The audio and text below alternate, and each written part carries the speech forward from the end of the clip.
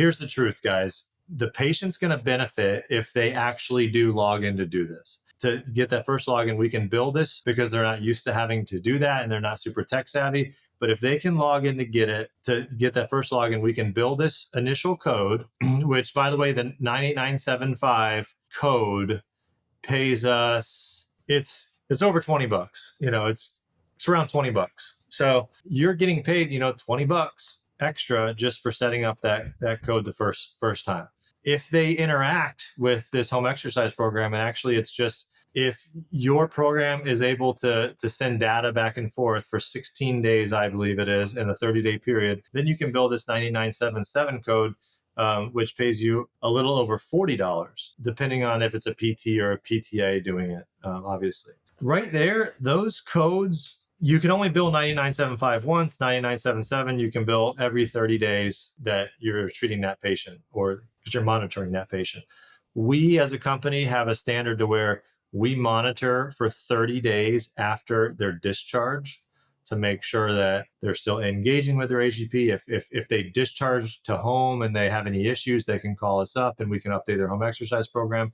So we set a date for 30 days after they discharge from the clinic. So on an average plan of care that might be for 6 weeks or 8 weeks, say, just to be even, we'll monitor them for 3 months, basically.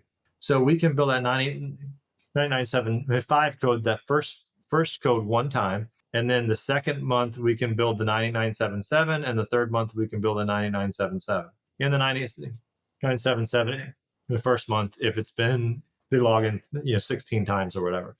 So it's really, but the key there is being able to get your therapist during the eval to complete that and actually get the person to log in. So we've done a great job of that. We started off maybe less than 50% effectiveness there, and we're up closer to around 85%. So 85% of our Medicare patients that are coming in for an eval are getting logged in and set up on that first code. So, and that pretty much guarantees us, if they're coming to us for 3 months under monitoring, that pretty much guarantees us $120, $130 of extra revenue that we don't have to work too hard for. It's all in the setup and making sure that they're still able to get into it. So now the 9980 and 9981 codes are the actual monitoring codes. So, and you don't have to do the monitoring. You can do the setup and not monitor.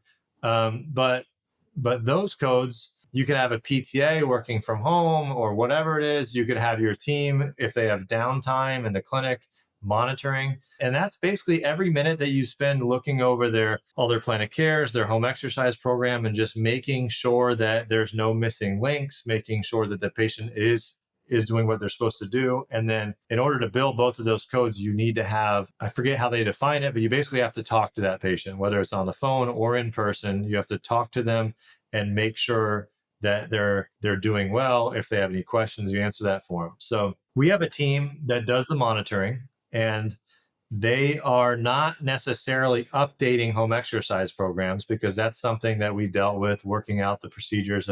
Our PTs in the clinic don't really want the RTM therapists that don't really know this patient changing things. So we put into our systems that, you're making sure they're logistically able to do it. And if there's any issues, if the patient says, yes, this one hurts me, then you're going back to the therapist and you're telling them, hey, your patient that you're seeing today at 2 p.m. did give me feedback on their home exercise program that they're having trouble. And then the therapist can then update that home exercise program and work on it with the patient in the clinic. So it's a really smooth system. It took a little kinks there, but I would say I think the practices that could jump into this right now that aren't doing it, maybe listening now, would be either the small micro practices that have a lot of control over what they do, or the practices that have good standard operating procedures and can implement these things. Because it's not just something you can jump into if you're not organized.